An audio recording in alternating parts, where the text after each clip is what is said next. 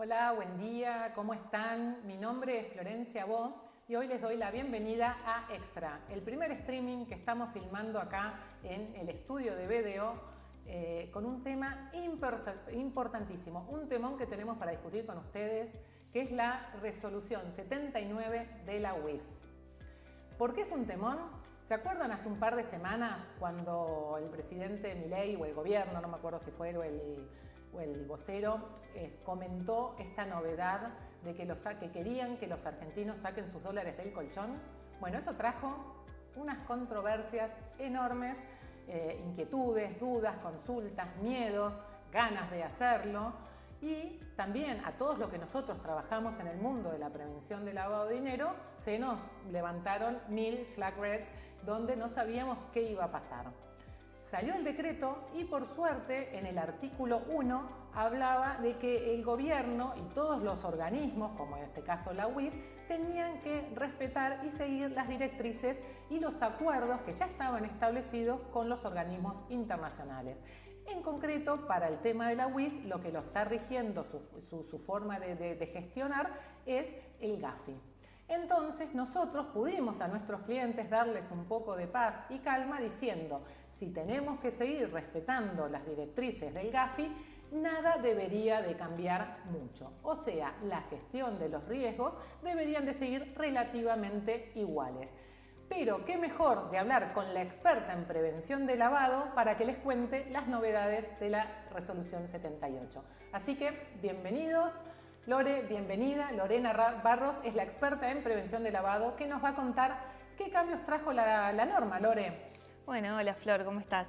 Sí, la verdad es que hubo toda una revolución con estas nuevas medidas, ¿no? Con el foco puesto en la prevención del lavado.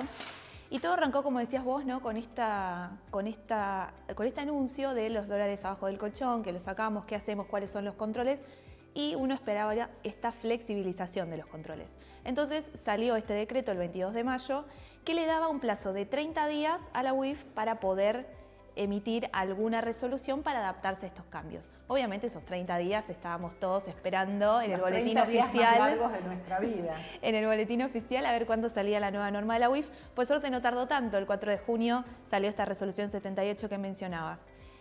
Así que bueno, si querés repasamos un poquito los 4 principales cambios que tiene esta norma. Perfecto. La primera es la certificación contable que figuraba dentro de los requisitos para solicitar al cliente y ya no figura más. Después la prohibición de requerir las declaraciones juradas impositivas, cambios en el perfil transaccional, cambios en los umbrales de los reportes, de las operaciones en efectivo. Son algunos de los cambios. Un montón de temas. Vamos a arrancar por los umbrales, que tal vez es el cambio más numérico que a la gente a veces le asusta y no entiende porque hablamos de salarios vitales y móviles y decir, bueno, en concreto, ¿qué cambios específicamente hubo en los umbrales? Bueno, primero vamos a empezar hablando de las entidades financieras. Las entidades financieras tenían que controlar los depósitos bancarios, identificar a los depositantes a partir de cierto monto. Antes eran 20 salarios mínimos y ahora pasó a ser 40 salarios mínimos, que son más o menos $10.000. O sea que pasamos de $5.000 a $10.000 en el cambio en los depositantes, ¿es así? En los depósitos. Exactamente, es así. También el mismo cambio se dio para los reportes de transacciones en efectivo en general y también para las operaciones de cambio, que antes se reportaban solamente los mayores a 20 salarios y ahora también los de 40 salarios. ¿Qué implica esto para el cliente el día a día? Yo tengo en mi casa $10.000 y puedo ir al banco y los deposito y no me preguntan nada. ¿Cómo es la gestión? ¿Qué tiene que hacer el banco? ¿El banco me sigue controlando? ¿Cómo es todo eso? Bueno, el banco no está obligado a identificar el depositante que está haciendo ese depósito, no de este monto de $10.000, pero sí la debida diligencia se sigue manteniendo. Es decir, si es un cliente de riesgo alto, siempre va a tener que verificar, incluso ese párrafo que está incluido dentro de los depósitos se sigue manteniendo, no cambió. Entonces, siempre que haya se involucren altos volúmenes de dinero en efectivo, que obviamente sabemos que el dinero en efectivo es uno de los activos más riesgosos en cuanto a la prevención del lavado, así que eso se sigue manteniendo. Después, bueno, pasamos a lo que es el registro automotor, que también tuvo cambios de montos en algunas de sus operaciones. Ellos tenían el reporte de adquisición de automotores. Entonces, si uno adquiría un automotor por más de 26 millones, eso ya lo tenían que reportar. Y ahora pasó de esos 26 millones a 50 millones, que son más o menos $43.000. O sea, yo puedo comprarme un auto de $43.000 y si voy a la automotriz no me puede pedir nada de información. Información te puede pedir, lo que no va a hacer es reportarte, ¿sí? Ok. No tiene la obligación de reportarle a la UIF cuando vos estás haciendo esa compra. Simplemente te va a hacer una debida diligencia según su propio enfoque basado en riesgos, si necesita pedirte algo más o no. Pero la UIF no va a recibir ese reporte. Y también este monto, para el caso de los registros automotor, tenía una actualización de julio y enero, y ahora ya no se va a hacer más en julio, directamente se pasó a enero 26 la actualización del umbral. O sea que el umbral va a quedar ahí planchado hasta enero 26. O sea que bueno, está bien, el aumento por inflación nos va a ayudar un poquitito a que ese monto me deje comprar un auto de una manera un poco más accesible o sin superar ese límite. Sí, o por lo menos que la UIF no reciba ese reporte, no se va a enterar por ahora. Después pasamos a los escribanos, que es uno de los rubros que tuvo menos cambios. Pasó de tener el reporte de transacciones de dominio de compra-venta en efectivo. Ellos tenían este reporte, pasó de 700 salarios a 750 salarios. No o sea mucho cambio en plata. Exactamente, son $200.000 más o menos. Ok. O sea que los escribanos arriba de $200.000 tienen que seguir haciendo el reporte de las compraventas. En efectivo, sí. Perfecto. Que en Argentina la mayoría de las compraventas son en efectivo. Exactamente. Así que el reporte ahí no cambió demasiado el monto para los escribanos. Y después para el registro de la propiedad inmueble, ahí sí, se equiparó a lo que eran los escribanos y pasó de 200 salarios a 750. Entonces ahí el registro de la propiedad inmueble y los escribanos quedaron equiparados. Perfecto. ¿Otros sujetos obligados? Bueno, y los demás sujetos obligados todavía no vemos ningún cambio, ¿sí? No han sido mencionados específicamente en la norma. Los principales sujetos que tuvieron cambios son, entonces repasamos, el registro de la propiedad inmueble, el registro automotor, los escribanos y las entidades financieras. Los demás sujetos obligados no se han sido mencionados por ahora en esta resolución 78, así que sigue todo igual. Ok.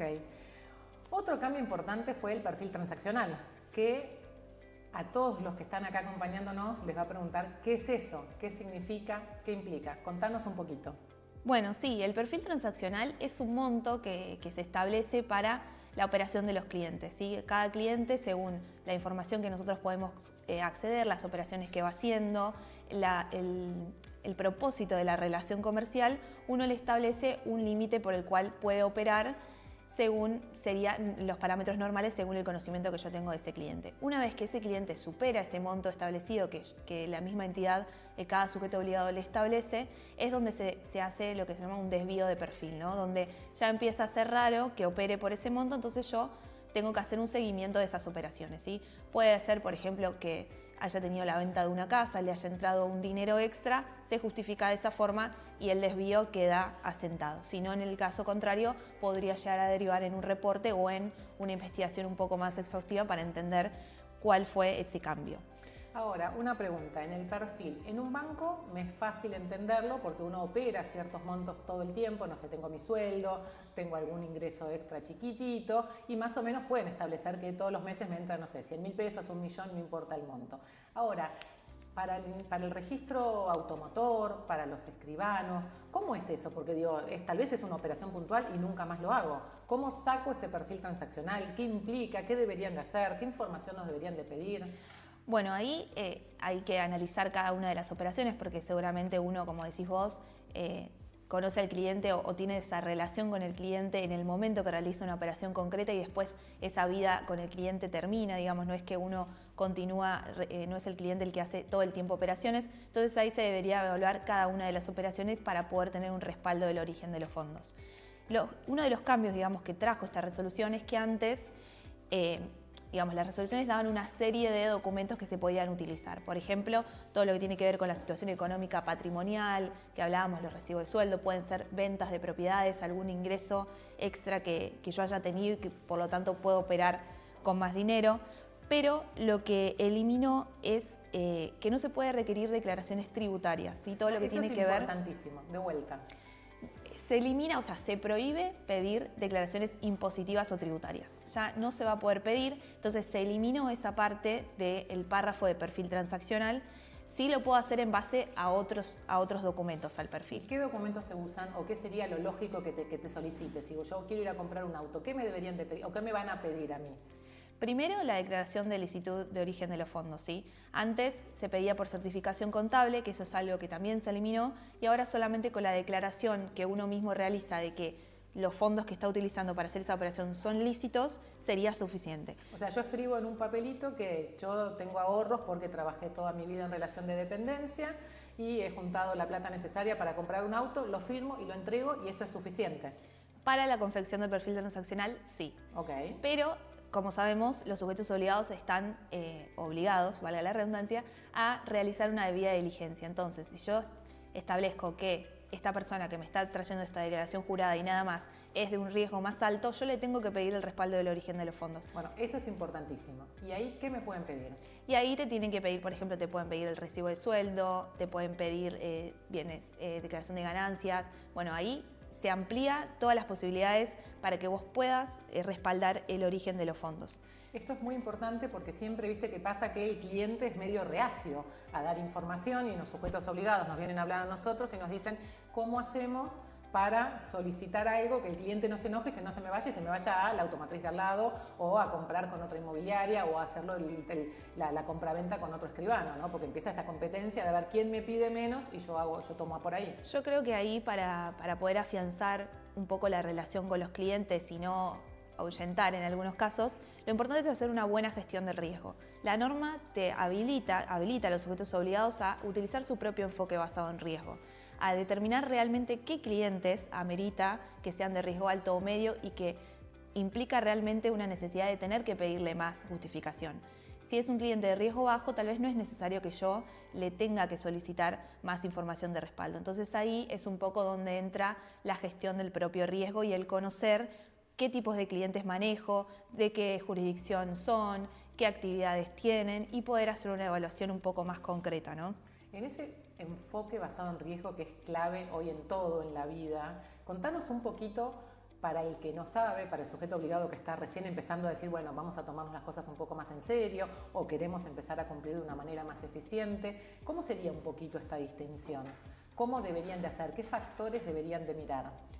Bueno, para poder evaluar el riesgo del cliente, como decíamos, la zona geográfica es desde donde opera, desde donde es la nacionalidad, la actividad del cliente, si hay actividades que son más riesgosas, hay otras actividades que no tanto. Obviamente, qué volumen opera, ¿sí? Si opera una sola vez conmigo, si opera grandes volúmenes, si opera en efectivo, ¿no? El medio de pago, acá volvemos, ¿no? El medio de pago es clave, ¿verdad? El medio de pago es clave porque, como decíamos antes, todo lo que tiene que ver con operaciones en efectivo es claramente muy monitoreado por los organismos internacionales y obviamente eso también se impacta en Argentina. Así que esos son más o menos los parámetros. Buenísimo. ¿Qué más? ¿Qué no aplica a todos los sujetos obligados?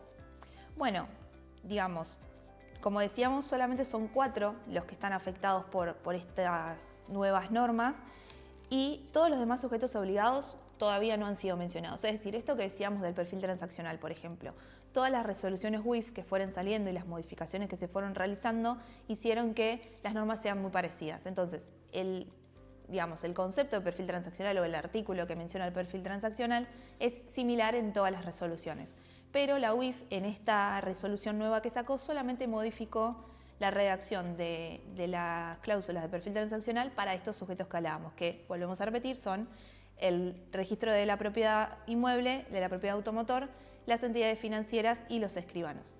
Entonces, todos los demás, uno como que quedan en un gris de si nos adaptamos al mismo esquema o no. Formalmente uno diría, bueno, se va a ir desde a pensar que ya no se puede pedir más la información tributaria, pero bueno, por ahí podemos llegar a esperar algún cambio en ese sentido. Pero son estos los que cambian. Después, como decíamos, todo lo que tiene que ver con el enfoque basado en riesgo, la segmentación de clientes en base al riesgo, el monitoreo transaccional, todo eso sigue igual.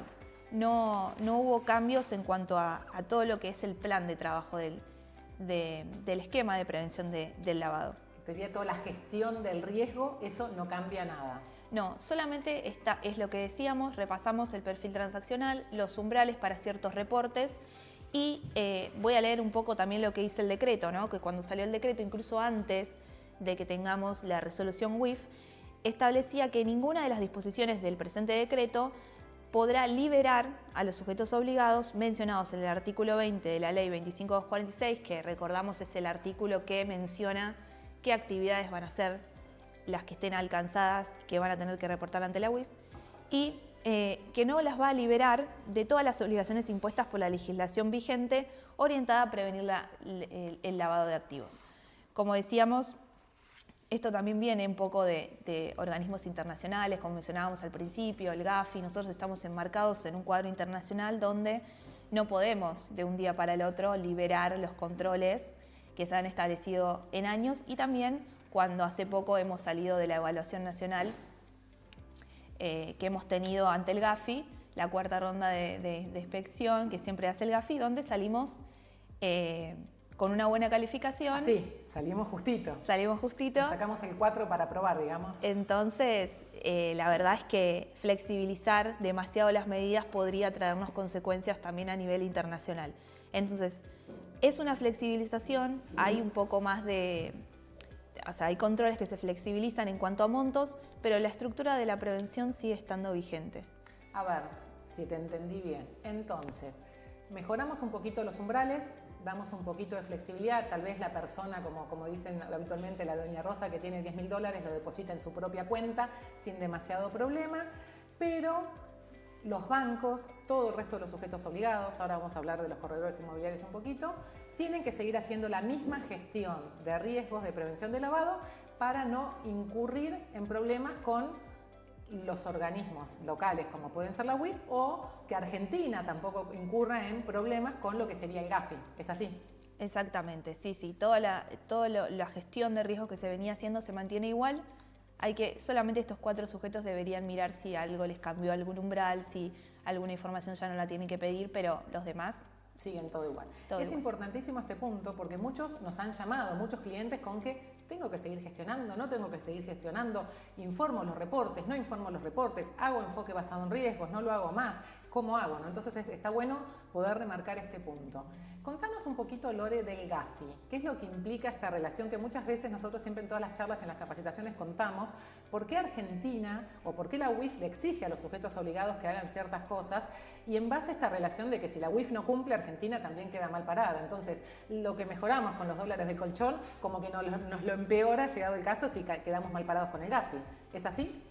Exacto, el Gafi es el organismo internacional, ¿no?, de donde emanan todas las normas de prevención de lavado, y que con las 40 recomendaciones que sacó en su momento, desde su inicio, establece esto, recomendaciones para cada una de las actividades o de las actividades comerciales, para que después cada una de las UIF de cada país, ¿sí?, en todos los países hay, acá como tenemos la Unidad de Información Financiera en Argentina, también existe en todos los países del mundo. Y también tenemos al Gafilat, que es como un organismo que también pertenece al Gafi, pero a nivel Latinoamérica y el Caribe. Entonces, todas esas normas internacionales a nosotros nos obligan, y todas las resoluciones que tenemos acá y todos los sujetos obligados que existen parten de las recomendaciones del Gafi. Y lo que hace el Gafi es hacer distintas rondas de evaluación a los países para establecerles también un propio nivel de riesgo, ¿no? Argentina, cómo está parada frente a la prevención del lavado. También obviamente sabemos que se extiende a la prevención de terrorismo y la proliferación de armas de destrucción masiva, ¿no? Cada vez más largo el nombre. Cada vez más largo. Pero son estas normas que trae, y hace evaluación de los países. Entonces nosotros pasamos por esta cuarta ronda de evaluación. ¿Cómo nos fue? No fue bien, pero obviamente se detectaron deficiencias que tenemos que mejorar, y una de ellas fue justamente esta poca gestión sobre los casos judiciales, donde hay pocas condenas sobre lavado de activos, y hay mucho tema con el manejo de dinero en efectivo, donde por ejemplo están involucradas las transacciones inmobiliarias, donde justamente ahí es donde se ve un poco este uso frecuente del efectivo y donde necesitamos controlar. Entonces, por eso tal vez vemos que el corretaje inmobiliario, si bien en otros rubros como escribanos y como el registro sí se ve una flexibilización, en el corretaje no tanto. No tanto. Esto es importantísimo porque la verdad que nosotras venimos trabajando con una herramienta de gestión que se llama Amplify, que está específicamente realizada para ayudar a los corredores inmobiliarios a gestionar los riesgos de prevención de lavado, y sabemos que son sujetos obligados muy chiquitos, con tal vez no tanto el conocimiento o con equipos de prevención de lavado como puede ser un banco y que tienen que gestionar casi igual que un banco. O sea, tienen que tener toda una estructura de gestión de riesgos impresionante. ¿Es así? Sí, como decíamos antes, la verdad es que la UIF, las resoluciones, las últimas que estuvo modificando, sabemos que durante el 23, pero sobre todo el 24, ha modificado la mayoría de las resoluciones aplicables a los sujetos obligados y no hizo demasiada distinción entre si la actividad era más chica o si tenía menos clientes o menos estructura, como puede ser la inmobiliaria, versus lo que puede ser un banco. Lees las normas y casi que te piden lo mismo, es terrible. Exactamente. Y bueno, como decíamos, el corretaje no se vio modificado, por ejemplo, el reporte que tienen que hacer. Ellos tienen que reportar todas las compraventas a la UIF sin importar el monto. Cuando vimos que en escribanos es a partir de 750 y el registro de propiedad inmueble también. Claro, yo me imagino, yo mañana me quiero ir a comprar un departamento, $50.000, $100.000 o $300.000, y el escribano me va a pedir una información o menos información que la inmobiliaria o la misma. ¿Cómo es eso? ¿Es la misma información que le tengo que dar a los dos? ¿Estoy obligado a darle a los dos información? ¿Cómo me manejo? Porque a veces viste que los clientes son como medios reacios a decir de dónde salió la plata. Aunque sea toda blanca, aunque esté todo bien, es como que uno nunca quiere decir por qué te tengo que decir qué hago con mi vida. Exacto, no, bueno, eso es, como también muchas veces hablamos, es parte, ¿no?, de la cultura que uno empieza a establecer con los clientes. Si te lo piden en todos los lugares, también el cliente se va. O te lo piden 5 veces, porque vas a hacer una compraventa y te lo pide 2 personas distintas, lo mismo. Sí, eso es cierto, porque son distintos sujetos obligados, pero que están conectados en una misma operación, ¿no? Como decíamos, si yo voy a comprar una casa, tengo que pasar por el registro para poder registrar ese cambio de dominio, tengo que pasar por un escribano y tengo que pasar por la inmobiliaria. Y ahí tengo distintas instancias donde, en teoría, me tendrían que pedir la misma información, porque el enfoque basado en riesgos sobre un mismo cliente, como el cliente tiene las mismas características, debería tener un similar nivel de riesgo y por lo tanto la información a solicitar debería ser parecida. Después la diferencia está con el regulador.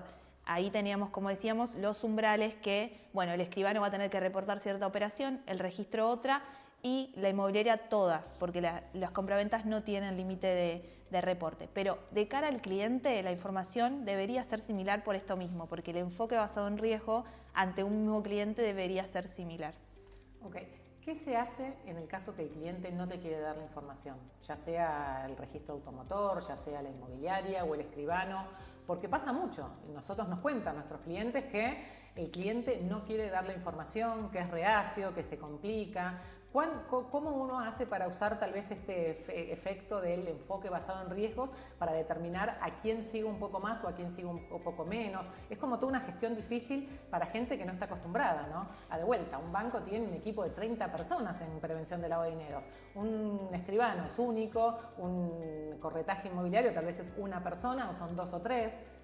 Sí, bueno, ahí de vuelta vamos con lo del enfoque basado en riesgo. No a todos les tengo que pedir todo, tengo que identificar a quién es necesario pedirle este respaldo documental del origen de los fondos y a quién simplemente, por ejemplo, nos podemos ayudar de herramientas públicas. Si tenemos, por ejemplo, sabemos el cruce con Repet, que me detecta si alguien es terrorista o no lo es una fuente pública que nos puede servir. Después tenemos los distintos buró, ¿sí? Buró de créditos o distintos proveedores que nos dan información donde sacan de fuentes públicas cierta información del cliente y yo con esa información puedo llegar a determinar un nivel de riesgo también sin tener que pedirle más información al cliente. Pero de vuelta, esto tiene que ver con un enfoque basado en riesgo y llegado el caso, si estoy frente a un cliente de riesgo alto que está justificado, digamos, yo he analizado y de verdad entiendo que es un cliente de riesgo alto y bueno, la información la voy a tener que tener.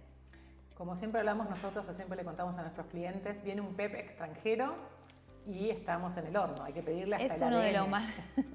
Es uno de los más riesgosos, digamos. Contale, si querés, al público un poco qué es un PEP extranjero y cómo sería o qué deberían hacer, cómo resguardarse. Lo mismo si viene un país de lista gris del Gafi, ¿cómo hacemos? Exacto, bueno, hablábamos del Gafi. El Gafi, obviamente, si un país sale mal calificado, lo pone en una lista que nosotros denominamos lista gris o negra, pero en realidad... o negra, que en realidad son los países como que están llamados a la acción o que se ven estas deficiencias muy graves donde, nada, son paraísos fiscales o lugares donde no se pide información. Y ahí Me perdí en tu pregunta. La información, ¿qué le pedimos? ¿Qué hacemos si nos viene un los cliente? PP extranjeros, Nos ahí ha volvemos. pasado, me han contado de casos que llega un señor con hasta, no sé, vengo con un bolso como López, 10 millones de dólares, te quiero comprar una casa. Y la inmobiliaria, no sé, se esconde, se pone abajo del escritorio. Volvemos a qué hay que pedir y qué no, depende del enfoque basado en riesgo, pero también sepan que estas transacciones, si son reportables, o sea, si la UIF está recibiendo estos reportes, y después quiere venir a verificar, lo importante sería que haya una justificación de esa operación. Y después, ¿cómo podemos calificar a los clientes? Son varios parámetros que ya los estuvimos repasando, pero por ejemplo la UIF establece que los PP extranjeros serían uno de los más riesgosos. Ser PEP es ser una persona expuesta políticamente, quiere decir que estoy más asociado a ciertos sectores públicos que tal vez tienen acceso a ciertos recursos públicos que podrían llegar a estar susceptibles más a la corrupción, por ejemplo. Entonces, por eso tienen un monitoreo intensificado. Obviamente, ninguna de las condiciones por sí sola significa que el cliente va a ser sí o sí riesgoso o que va a estar lavando dinero, sino que son señales que van sumando al riesgo del cliente y que van aportando a que yo necesite más información.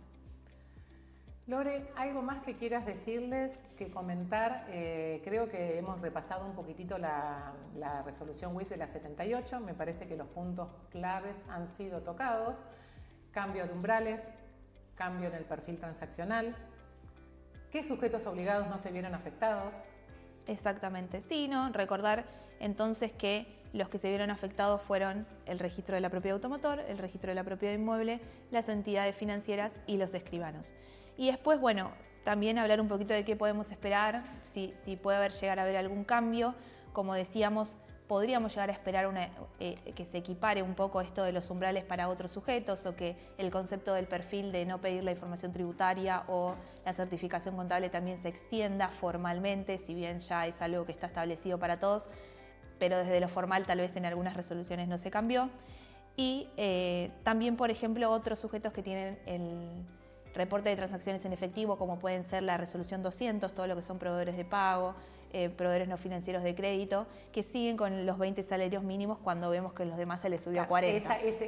La 200 debería de cambiar, o la lógica uno sería podría que cambie esperar, el umbral. sí, uno podría esperar un cambio en ese sentido, así que veremos si la UIF realiza algún cambio más. ¿Cuántos días nos quedan para los cambios en la UIF? Por ahora, no sé, bueno, salió el 4 de junio, hasta fines de junio más o menos. Hasta fines de junio estamos. A ver si... Igual, a ver, recapitulando.